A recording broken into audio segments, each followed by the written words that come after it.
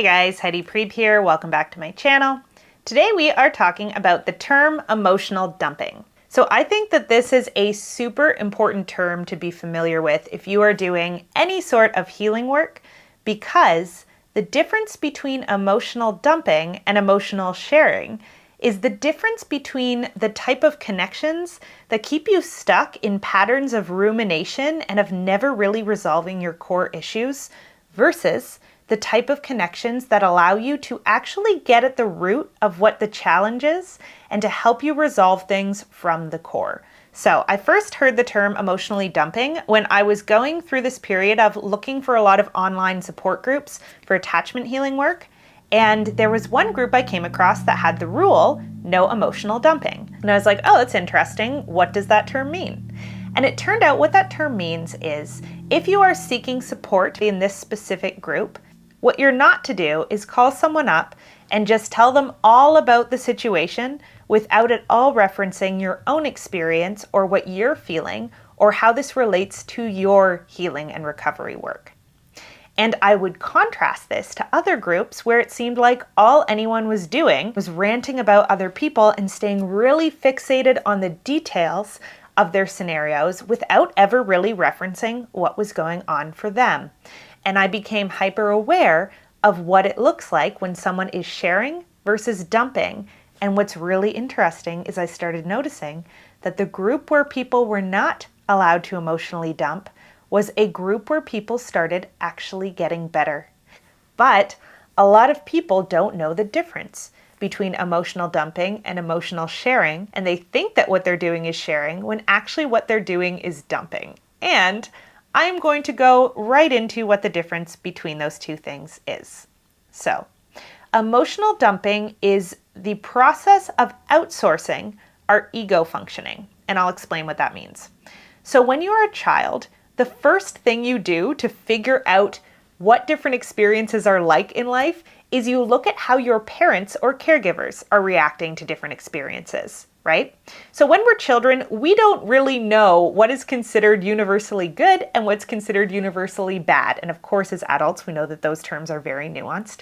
But an easy example of this is when you are learning to walk and you take your first couple of steps, then fall down, the first thing children tend to do is look at their parents and go, is my mom clapping and happy for me because I tried? Or is she distressed and freaked out because I fell down? And how the parent responds to you becomes your internalization of what that experience is, right? Most of the time, when children have a slight fall and they're not hurt, their parent looks at them and goes, it's okay. And then the child learns, oh, it's okay to fall. And they get back up and they try again. And there are a series of moments over our entire lives where we do this, right? We learn to social reference and take cues from how other people are responding to the situation we are in to figure out how we should be feeling about the situation that we are in. Now, there's nothing wrong with this. It's perfectly normal.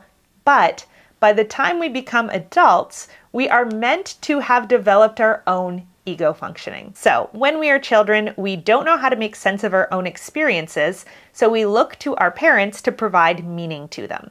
And when we are adults, we are expected to be able to make sense of our own meaning. So we no longer, as 20, 30, 40, 50, 60-year-old adults, need to be looking to other people to help us make sense of what's happening for us and help us understand how we're feeling internally. But when we are emotionally dumping, this is exactly what we're doing.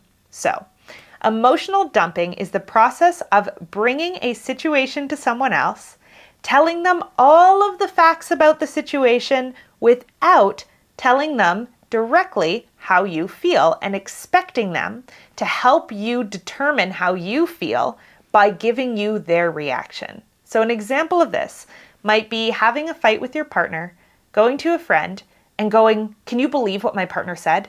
And listing 10 different things they said, listing 10 different things they did, giving an entire laundry list of all of the ways your partner has behaved, and then looking at your friend expectantly and waiting for them to react the way that you want them to react to confirm the way that you are feeling.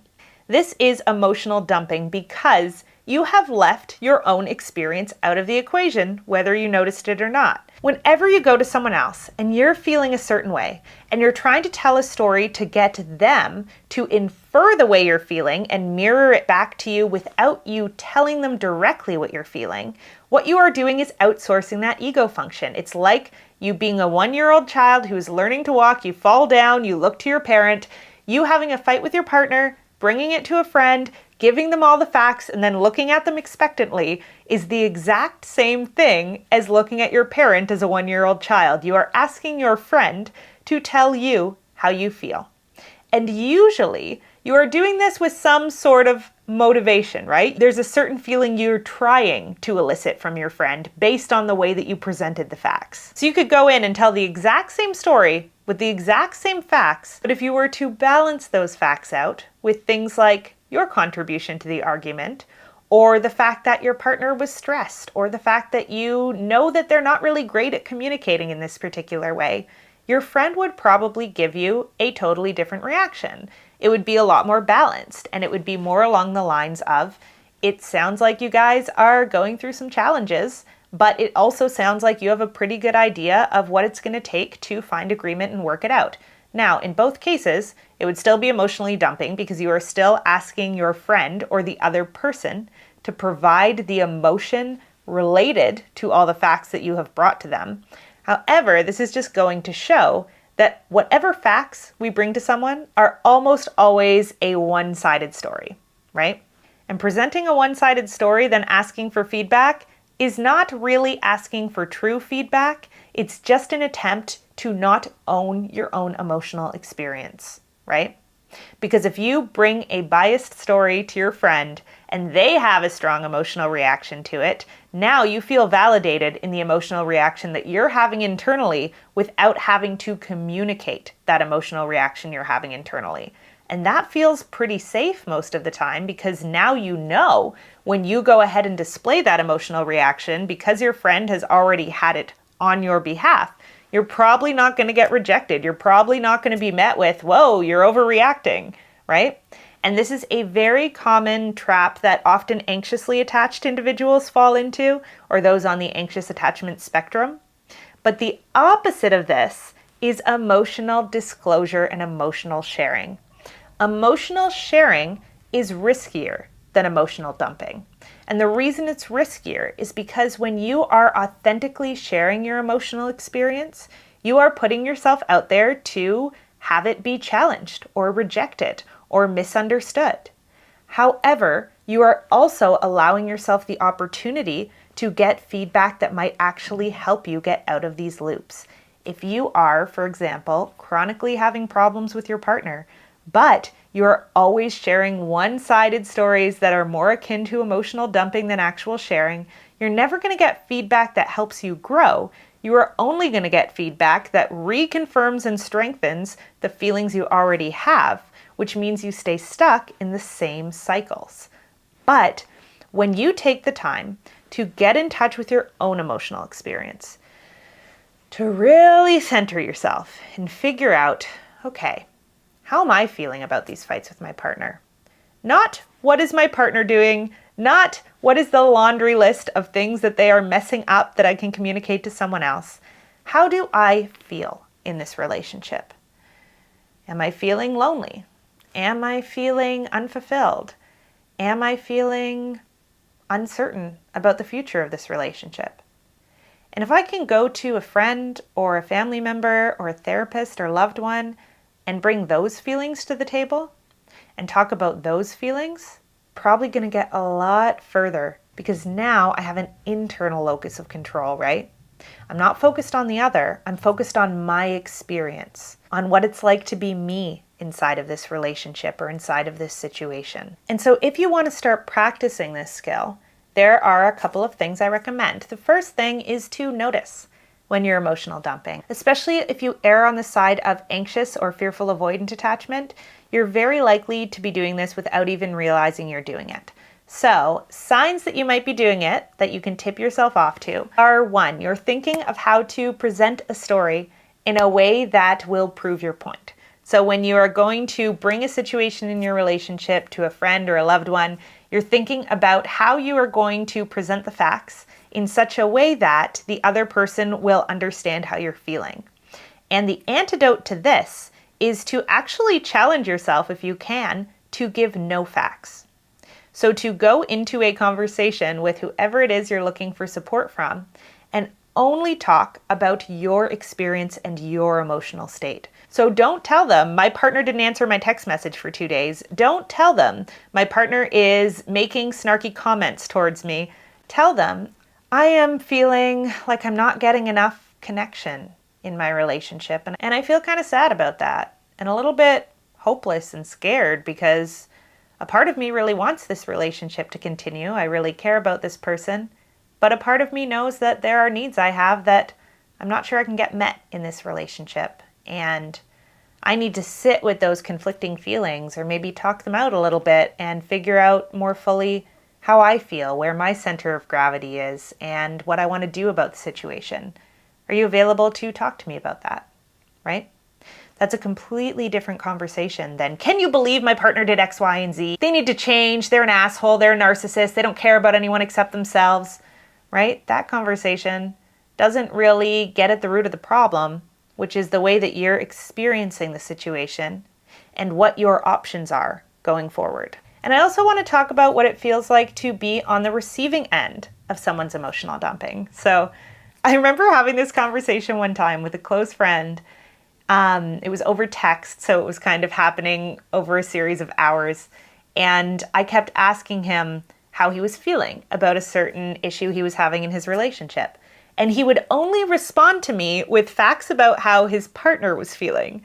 So he would go, oh, okay, I think he's not mad at me anymore. I think when I walked into the living room this morning, he didn't seem as upset, so I think we're good. And I kept having to be like, but how are you feeling, right? I'm not in a relationship with your partner. I'm not all that concerned about how your partner is feeling this morning. But I'm very concerned with how you're feeling because you're my friend and I love you and I care about you. And it was very difficult to get a straight answer out of him about his own emotional experience because in his mind, his emotional experience was the direct result of what his partner was doing, right? So he assumed that by telling me what his partner was doing, I was going to be able to figure out what emotional experience he was having. And in reality, I had no idea, right? Some people are happy when their partners are mad at them because maybe they're unhappy in the relationship and they want the other person to want out as badly as they do. Some people are sad when their partners are mad at them. Some people are angry right back, right? So when you're in a situation where someone is telling you all of these facts about a situation and you're getting the idea that they kind of want you to react in a certain way, some phrases that might be helpful are, hey, I'm not actually all that concerned about what's going on with other people in this situation, but I care about you and I'm curious about what's going on for you. Would you tell me a little bit more about how you're feeling? Or figuring out, and sometimes this takes a little bit of pause and detective work to figure out which things someone else has paired in their own minds. So in another situation, I was having a conversation with an acquaintance where she was telling me about how she couldn't do X, Y, or Z. She couldn't set these boundaries because her roommate would be angry at her. And I was very confused about that because in my head, if you set boundaries and someone is angry with you, sometimes that just happens, right? Sometimes people don't like our boundaries and they don't like the things that we need to keep ourselves okay. And as long as those boundaries are reasonable and not actively infringing upon or hurting another person, sometimes tolerating the discomfort of someone being angry at us is just a natural consequence of setting boundaries, right? But it occurred to me that in this person's mind, there was this rule that people can't be angry at you, probably because she had never learned to sit with and digest the feelings of discomfort that came along with not being liked or not being thought kindly of.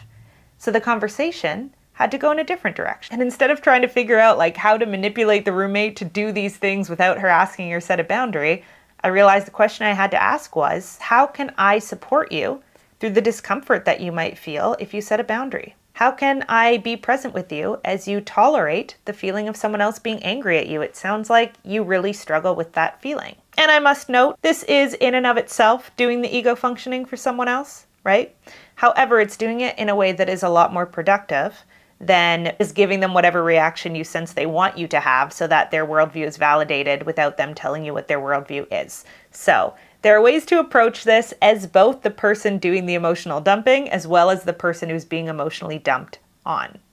If you are being emotionally dumped on, you're going to want to, as much as possible, completely avoid commenting whatsoever on the stories the person is telling you about other people, and just stay focused on the person in front of you. Instead of saying, "Oh my God, how dare he?" say, "How did you feel when he said that?" Right? Try to get their personal experience, their body state, their emotional state, to be the focus of the conversation so that you don't go in circles and you never end up talking about something real, right? And if you're the person doing the emotional dumping, your job is to try to catch yourself. Notice if there's a feeling you're trying to elicit in someone else, and instead bring that feeling back into yourself. That's probably the feeling you have, right? If you want your friend to be furious at your partner, it's probably because you are furious at your partner, right? And there's probably also something beyond that, some sort of very vulnerable feeling. And if you can share that anger or that vulnerability and own it in your processing, now you're emotionally sharing, because you are doing the work that your parents once did for you when you were 1 year old of figuring out how you feel about a situation, deciding for yourself, is this good or bad for me? And then you are telling someone else how you're feeling, and that allows you to authentically connect to them, rather than inviting them into a psychodrama in which you are one of the main characters, but which never properly gets resolved. And I personally think that it's actually unkind to continuously emotionally dump onto other people without taking the opportunity to first figure out how we're feeling and communicate that to them, because we are wasting their time. We are asking them to play parent or psychologist for us. And chances are, if we're emotionally dumping, we're probably not really looking to solve the problem. We're probably just looking for validation or confirmation that the way we feel is the right way to feel. But as adults, we know there is no right way to feel, right? If we are looking for justification that we're feeling the right way, we are probably just stuck in the drama triangle, which is a model that I have some videos on that I will link in the description of this video. And we are not actually trying to make change or better our situation or find the lessons in it, right?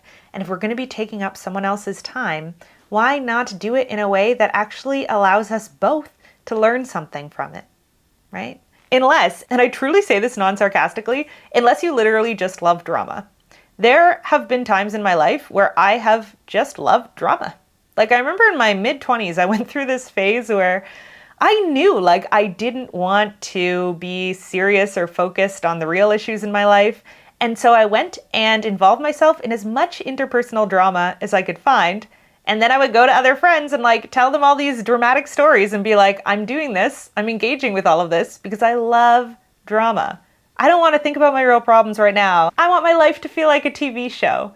And at least if we're owning that, other people are not putting like real energy and resources into trying to fix what they think are problems when what they really are is dramatic distractions, right? So at the least, be clear about whether or not the thing that you're dumping about is truly just drama, in which case, advise your friend to go get some popcorn before the conversation. But if you actually want to heal and grow and get to the root of your problems and start figuring out true pathways forward, try to stay as far as you possibly can from emotional dumping by staying centered in your experience, figuring out what you're feeling, and communicating as much of that as possible while leaving out as much of the dramatic details as possible when you go to share your feelings with other people.